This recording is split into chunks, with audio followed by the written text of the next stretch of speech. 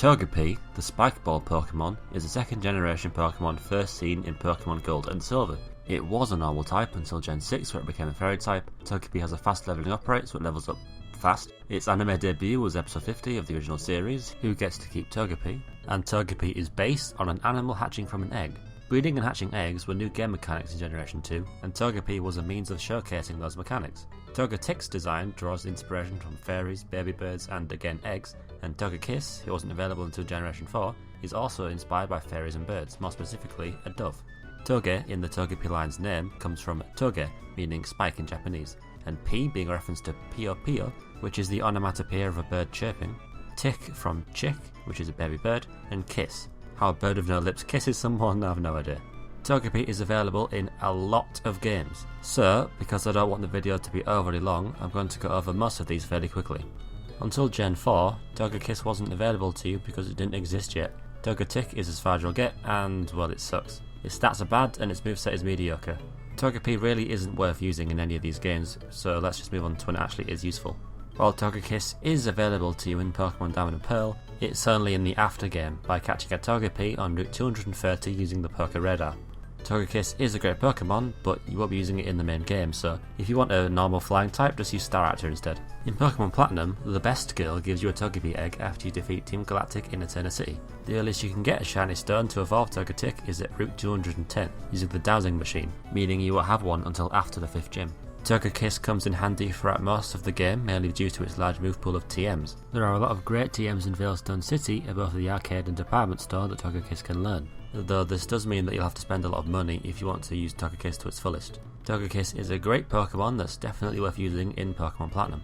If Togekiss was available in Pokemon Heart Gold and Soul Silver, it would be absolutely fantastic. But the geniuses over at Game Freak decided that it would be best to not have any shiny stones until after the main game, which means you'll be dragging along a Togetic in your party until then. There is one legitimately useful thing that Togepi can do at least, which is completely wall Morty's Gengar, as it doesn't have any moves to hit normal types with other than Sucker Punch. But if you just spam Charm until all its Sucker Punch PP is gone, it can't hit you at all. While you can do this with any normal type, it is quite funny to see Togepi do it. Other than that though, you best just boxing Togepi. In every game after Heart Gold and Soul Silver, the Togepi line is only available in the after game. I don't know why Game Freak keeps relegating such a classic and well-known Pokemon to the after game, but basically it means that the only game where you can use Togekiss without just trading one in is in Pokemon Platinum. Thanks, Masuda. Of the two non-hidden abilities that the Togepi line has, Hustle is definitely the worst of the two. Togekiss is much better suited as a special attacker, so why you would want Hustle, I have no idea.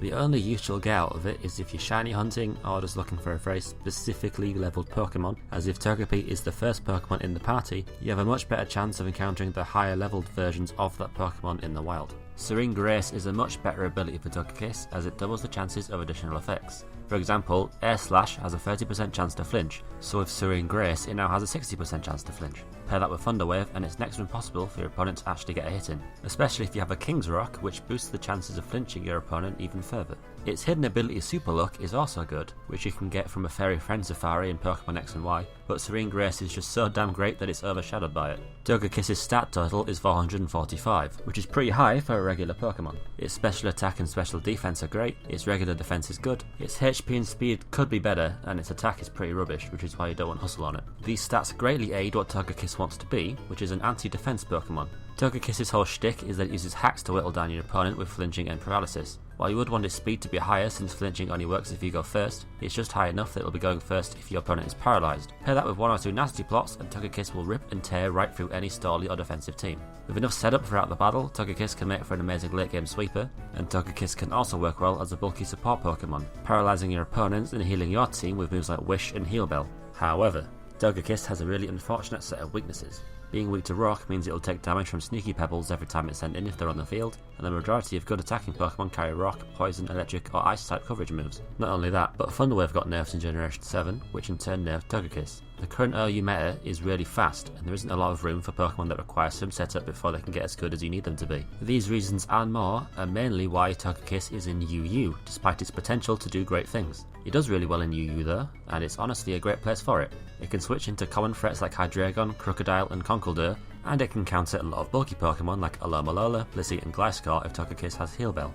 That said though, electric types like Raikou and Mega Manectric, steel types like Scizor and Metagross, and poison types like Nidoking and Tentacruel can all take out even the bulkiest Togekiss with 1 or 2 super effective hits. To summarise, the only game where you can use the Togepi line effectively throughout the main game is Pokemon Platinum, and Togekiss makes for a great Pokemon in UU. It's fun to use, but annoying to fight. If you want to use a different flying type though in the main games, Crobat, Scizor and Dragonite in Gen 2, Shadow Spearow, Shadow Dodrio and Crobat in XD, Staraptor, Honchkrow and Crobat in Platinum, and Scizor, Yanmega and Crobat in Heart Gold and Soul Silver are all great picks in their respective games. Thanks for watching the third installment in this series of videos. This channel is primarily where I upload my Twitch streams and highlights, but I plan on making a lot more of these types of videos to upload here as well. If you're interested in either type of video, subscribe to the channel in order to see the videos as soon as they come out. I was originally worried that I'd have far too much to talk about since Togepi is available in so many games, but I guess Game Freak decided to relegate it to after game filler instead. It could have been a great fun Pokemon to use in the main game, but ah well. Thanks again.